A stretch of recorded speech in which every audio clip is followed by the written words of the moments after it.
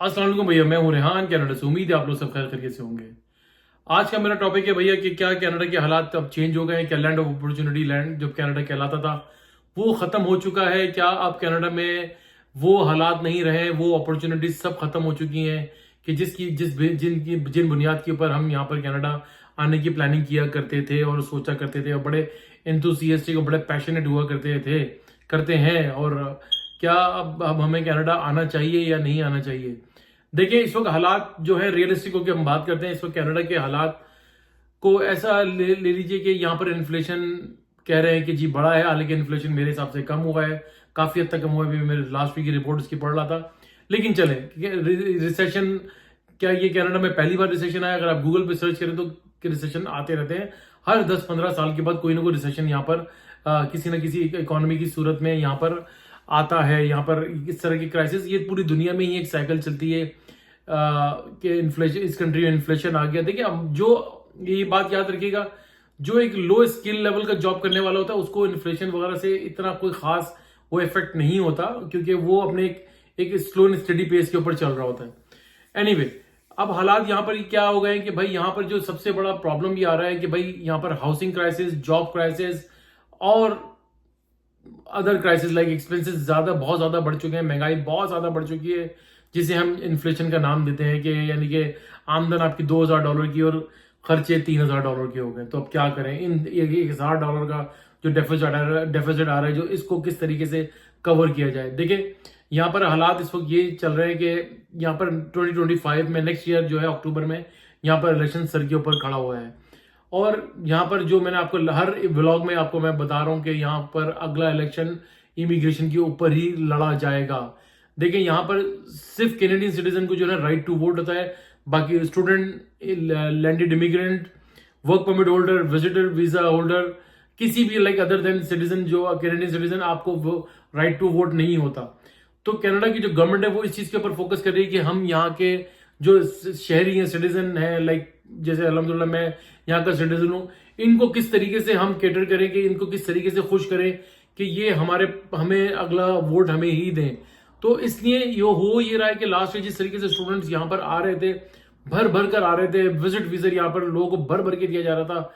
यानी कि उसका उसका देखिए, जो स्टूडेंट की इंडस्ट्री है ना, वो तकरीबन $30 to 30 बिलियन की ये इंडस्ट्री बन चुकी है। तो कोई कंट्री नहीं चाहेगी कि यार इतनी आसानी से ये $32 बिलियन जो हमारे पास हर साल आता है स्टूडेंट की फीसों की मद में, और वो रेवेन्यू जनरेट करते हैं, वो पैसा अपने साथ लेकर आते हैं। तो कोई कंट्री, कोई हुकूमत, कोई भी नहीं चाहेगा कि इतनी बड़ी इंडस्ट्री को हम ऐसे ही शट डाउन कर दें। लेकिन हाँ, वो ये करते हैं कि यार उसको थोड़ा सा स्लो डाउन करते हैं ताकि अच्छे लाइक क्वालिटी पीपल आए। इसके अंदर हुआ ये है कि बहुत सारे जो है ऐसे स्टूडेंट भी आ गए जो स्टूडेंट थे भी नहीं, वो स्टूडेंट बनकर आ गए। जिसका मैंने लास्ट में आपको बताया था कि मार्क मिलर साहब को एक स्टेटमेंट देनी पड़ गई कि भाई यहाँ पर जो है ऐसा लगता है कि स्टडी परमिट के अंदर जो है बहुत सारे क्रिमिनल्स भी यहाँ पर आ गए। तो उस चीज को बड़ा स्क्रूटनाइज किया जा रहा है, काफी उसके ऊपर जो है वो जो है रोक लगाई गई है। और इसी तरीके से विजिट वीजे के ऊपर जो लोग यहाँ पर आ रहे थे उनको काफी जो है एयरपोर्ट के ऊपर प्रॉब्लम का सामना करना पड़ रहा है। काफी उनको इंटरोगेट, इन्वेस्टिगेट किया जाता है। अगर वो सेटिस्फाइड नहीं कर पाते तो उनको डेपोटेशन कर दी जाती है। तो ये सारी चीजें यहाँ पर लेकर चल रहे हैं। और बहुत सारी चीजें होती है कि भाई रिवर्स माइग्रेशन हो रही है, लोग यहाँ से वापस जा रहे हैं। ये एक सिलसिला तो यार एक बहुत अरसे से ही चल रहा है। और इसका मजे की बात बताऊं तो जो लोग मिडिल ईस्ट से आते हैं ना, उनका प्रॉब्लम ये होता है कि वो लोग बड़ी पैम्पर्ड लाइफ गुजारी होती है। बड़ा यार वो एक अच्छी सी लाइफ गुजारते हैं, बड़ा अच्छा जॉब करते हैं। जब वो यहाँ कनाडा आते हैं, कनाडा की लाइफ जो है वो बिल्कुल ही ऑपोजिट है। यहाँ पर आप बिल्कुल, वो कहते हैं ना कि गधे घोड़े एक ही अस्तबल में खड़े हो जाते हैं यहाँ पर। क्योंकि यहाँ पर देखिए, यहाँ का एक वेदर इस तरह का होता है, जो दुबई में, मिडिल ईस्ट के अंदर जो आप सूटेड बूटेड होकर जॉब करने जाते हैं, यहाँ पर सूटेड बूटेड का कॉन्सेप्ट सिर्फ समर में ही थोड़ा बहुत आता है। अदरवाइज यहाँ पर तो भाई आपने स्नो बूट पहने हुए, मोटी सी जैकेट पहनी हुई, आप एक भालू बन के घूम रहे हैं यहाँ पर। तो यहाँ की ड्राइविंग भी डिफरेंट है, यहाँ का रहन सहन भी डिफरेंट है। तो वो मोस्टली क्या होता है, वो चीज को कोऑप नहीं कर पाते, वो बर्दाश्त नहीं कर पाते। तो मोस्टली क्या करते हैं कि मिडिल ईस्ट को वो उनको पीआर कार्ड मिलता है तो वो यहाँ पर रहते हैं। कुछ लोग सिटीजनशिप तक अपना इंतजार करते हैं, कुछ लोग क्या करते हैं अपनी फैमिली को यहाँ पर रोकते हैं, उनको घर दिलाते हैं और अपने बच्चों को यहाँ का स्कूल वगैरह सिस्टम में जाकर, उनके जो हस्बैंड वगैरह होते हैं, जो उनका मेन स्पाउस होता है, जो वो दुबई चला जाता है, मिडिल ईस्ट से आता है, वो वहां से जॉब करता है, वो अपनी जॉब को नहीं छोड़ना चाहता।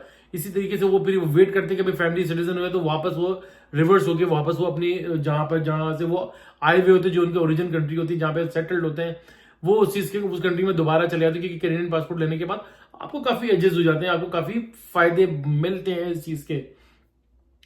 तो कहने का मकसद ये है कि ये इन चीजों से घबराना नहीं चाहिए कि यार रिवर्स माइग्रेशन हो रही है, कनाडा के हालात बहुत खराब हो गए। Canada is one of the largest and one of the safest country in the world है। यहाँ पर अभी भी बहुत लोग बहुत सिक्योर्ड है, गवर्नमेंट बहुत ज्यादा पैम्पर्ड करती है, बहुत आपके हालात आपको सपोर्ट फैमिली सपोर्ट सिस्टम मिलता है। देखिए यहाँ पर सबसे ज्यादा आपके फायदा, आपको एजुकेशन फ्री है, आपका हेल्थ सिस्टम फ्री है, आपको बहुत हद तक गवर्नमेंट जो है वो सपोर्ट देती है, और लाइक फाइनेंशियल सपोर्ट भी आपको मिल जाती है, आपको सब्सिडाइज हाउसेस भी मिल जाते हैं। ये सब चीजें अगर आप जमा करें तो देखें, अगर हार्डशिप्स हर कंट्री के अंदर ही आती हैं। ऐसा नहीं है अगर आप ये सोच रहे हैं कि यार यहाँ पे हालात बहुत खराब हो गए तो मैं वापस चले जाऊंगा, भाई वापस वहां से उस कंट्री से वापस वो अपनी ओरिजिनल कंट्री थी वो छोड़कर आप इसलिए इस कंट्री में आए थे कि यहाँ पर एक अच्छी और एक क्वालिटी लाइफ अपने बच्चों को भी दे सके और अपने आप को भी दे सके। तो वहां पर जो कि आपको वहां पर नहीं मिल रही थी, वहां पर अवेलेबल नहीं थी, वो बहुत रेयर होते हैं, 100 में से 2-3 लोग होते हैं जो बड़ी अच्छी जॉब वगैरह कर रहे होते हैं, और वो उनको एक दिमागी जो है ना वो सुलेमानी, मैं कहता हूँ उसको वो कीड़ा काटता है कि वो लोग छोड़कर यहाँ पर आ जाते हैं, जो कि एक बहुत ही बड़ा डिजास्टर करते हैं। चले उन लोगों वो भी बड़े अकलमंद होते हैं क्योंकि वो फाइनेंशियली साउंड होते हैं, उनके पास ऑप्शंस होते हैं, वो क्या करते हैं यहाँ पर सिटीजनशिप लेकर, बहुत सारे ऐसे लोग हैं, मैं पर्सनली भी जानता हूँ, वो वापस चले गए और वो उन्होंने सिटीजनशिप ली, वो अपनी हैप्पीली लाइफ गुजार रहे हैं, पाकिस्तान में गुजारते हैं, इंडिया में गुजारते हैं, मिडिल ईस्ट में जहां पर भी गुजारते हैं। तो ये सब चीजें चलती रहती हैं। हार्डशिप तो भाई हर जगह ही आती रहती है। अगर आप यहां से घबरा के वापस दूसरे मुल्क में जाएंगे तो वहां पर भी कोई आपके लिए कोई वो फूलों का हार लेके वो एयरपोर्ट पे नहीं खड़े हुए। तो इन चीजों से घबराना नहीं चाहिए। मैं तो ये एक फिनोमेना बन गया कि रिवर्स माइग्रेशन हो गई है यार, कनाडा में बहुत ज्यादा इन्फ्लेशन आ गया, कनाडा के हालात अब वो नहीं रहे। हाँ, हालात में बहुत फर्क आया, बहुत महंगाई हो गई है, और इस वक्त इस हद तक महंगाई हो गई कि यहाँ पर हाउसिंग अफोर्डेबिलिटी बहुत ज्यादा मुश्किल हो गई है। यानी अगर आप गाड़ी लेते हैं तो $500 की मिनिमम आपकी किस्त बनती है, $500 का आपका मिनिमम इंश्योरेंस बनता है। तो ये सब चीजें देखें, अगर आप यहाँ पर आ रहे हैं तो आपके पास एक सफिशिएंट बजट आपके पास होना चाहिए। ये बात याद रखिए कि मैं हमेशा अक्सर अपने व्लॉग के अंदर कहता हूं कि भाई अगर आप यहाँ पर आ रहे हैं तो एटलीस्ट अगर आप फैमिली के साथ आ रहे हैं तो यू शुड हैव $20,000 मिनिमम, $20,000 आपकी पॉकेट के अंदर होना चाहिए। अगर आप नहीं है, अगर आप $5,000 अगर लेकर साथ आ रहे हैं तो इट्स गोना बी डिजास्टर। ये आपके लिए बहुत बड़ा डिजास्टर होगा। वो फिर आपको जहनी फिजिकली तौर पे वो बीमार कर देगा, आप कोलैप्स कर जाओगे। तो बेहतर है अगर आपके पास इतना पैसा है, देखिए आते यहाँ पे जॉब्स नहीं लगती हैं, जॉब्स के लिए 4, 6, 8 महीने तक समटाइम आपको इंतजार करना पड़ता है।